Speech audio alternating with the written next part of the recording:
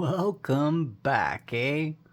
This is the Canadian Silver Seeker, and I hope you guys are having another great day like I am. So, today I happen to have the day off, so I went down to my LCS and I took that pile of $10 and 925 quarters and I traded it into my LCS. He gave me $10.50, which is a little bit under the actual weight, but I'm sure there was some wear on those, 100-year-old coins, being that they were 925 and from the early 1900s. The majority of them you could see dates on them, but there was definitely quite a bit of wear and tear. But like I said previously, if I got like 1050, I would be happy, and so that's what I got, and that will help me to fill another roll this week. What did I get in that trade? Well, I got 25 cents of King George V in 80%. That one's 1925, it says there, so that's not quite. I think that's about 825 in that tube there, not quite enough to roll a roll.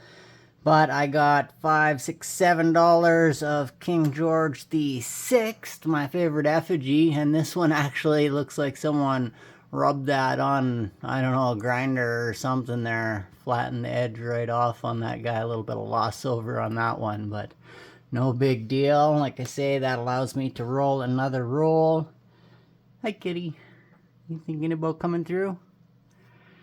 And yeah, I got $3 Queen Elizabeth and a laureate portrait here. That's not quite enough to roll another roll this week. I got 25 cents, 65, 66s, and Queen Elizabeth in her second portrait, or her mature portrait. And yeah, I didn't get any more silver dollars, didn't buy anything. I just went and traded, but I did pull out the other silver dollars so I could show you what I got previously here. I do have a few ads on Kijiji selling silver, and I had a hit on that. Guy wants to buy a few things, and I actually let him know about some of the silver dollars that I had just previously purchased here. I was gonna post them on Kijiji for a profit anyways, and turn around and buy more quarters to fill the bag. And well, I already sold a couple of them, it looks like, so I still got a couple pure ones here. Not gonna sell these ones just because I love the Voyager design, and I love that those are pure silver dollars. I don't know, they're about 30,000 mintage of those each. And he didn't want the 925 ones, so I'll hold on to those, and I will eventually post those on Kijiji. But yeah, it's kind of cool to get rid of a couple without even having to post it online, so that is nice. But yeah, so I got, what was it, 4 silver dollars here that I didn't have, 2008, 2009, and 2002 and 2010, and that is all of the 36 millimeter silver dollars up to 2012 in my collection now. So the first one here is the 400th anniversary of Quebec, and we got 3 different versions of this. I got the Brilliant Uncirculated here, this week, I guess, here, or last week, within the last few days here.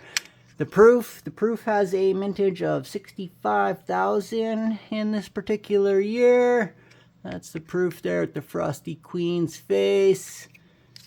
We've got the Brilliant Uncirculated. That has a mintage of 35,000.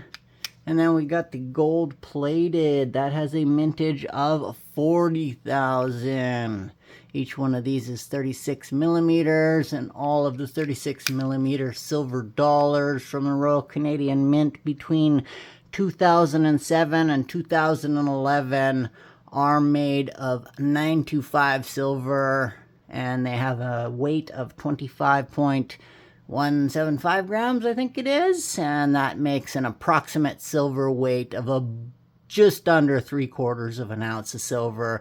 It rounds up to 3/4 of an ounce of silver, so I always call them 3/4 of an ounce of silver. They have no numismatic value to me. They're literally $49 a silver right now as silver prices soar at over $65 an ounce CAD. Just crazy. Second year here is the 2009. This is commemorating the 100th anniversary of flight in Canada. This one reminds me of the 2001. Looks very, very similar. Actually, I think it's right here. Got a very similar design. Every time I see it, for some reason, the person with their arms out just like reminds me of the same thing. They've got the same, I believe, 3 in 2000, a brilliant uncirculated, a proof, and a gold gilded. I didn't look up those numbers though for this video, so we'll just put that away and pretend like I wasn't talking about that. So yeah, I got the brilliant uncirculated. That's the one I didn't have. What do we got here? We got 25,000 mintage of the proof in 2009. We've got a 13,000 mintage of the brilliant uncirculated. And we got a 27.5K mintage approximately of the gold gilded guy, according to New Mista, is where I always get my numbers from. Forgive me if they're ever wrong, because I know New Mista isn't always right. 2010. So 2010 is the 100th anniversary of the Royal Canadian Navy in Canada. I picked up both the proof and the brilliant uncirculated of this. I already had the gold gilded. I picked up the gold gilded of this particular silver dollar quite a while ago. I just love how the boat cuts, the proof boat cuts through the gold gilded waves on this particular coin. It was just my favorite. It also looks good in proof and brilliant uncirculated. But like I said, that was just my favorite. I ended up paying a little bit more just to have that one in my set before the other ones. And then these ones I got for spot, which is awesome. They were way over spot a long time ago. And just the price, you know, has gone up so much substantially in silver recently. So what do we got here? The proof has a mintage of 29,000 approximately. The brilliant uncirculated has a mintage of 13,000 respectively. And then the gold gilded has the highest mintage at 32,000 approximately, according to New Mista. And like I say, that is definitely my favorite. So I get to put those away, and I'll be collecting silver dollars from 2012 and up. There's a unique one in 2013 I want to get all of the versions and talk about because it's kind of unique.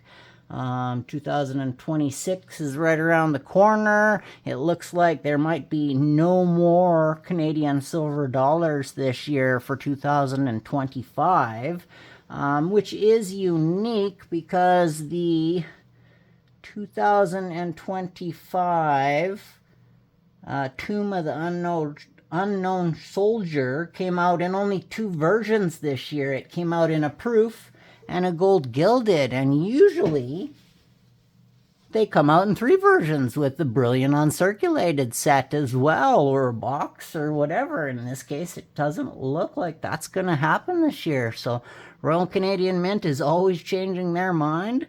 And yeah, it'll be interesting to see what else is coming out in 2026, or if something else comes out for 2025 silver dollar related.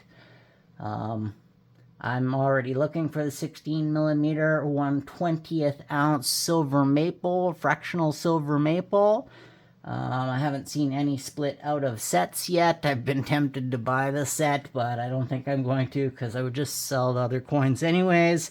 But that did work out for me for the 2023 set. I couldn't find the coin itself.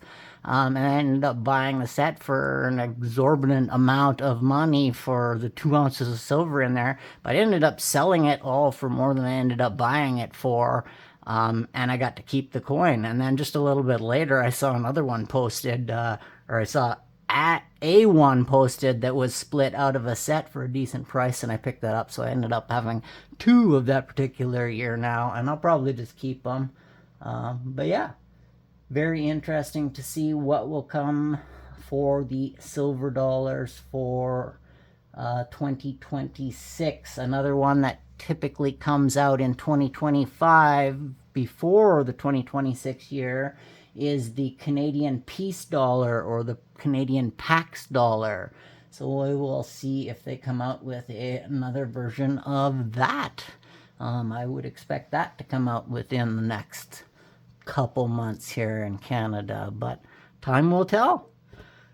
Guess that's about it for today. Thanks for listening to me ramble. Remember, it doesn't cost you a single piece of silver or gold to like and subscribe. You guys mean the world to me. Happy stacking, eh?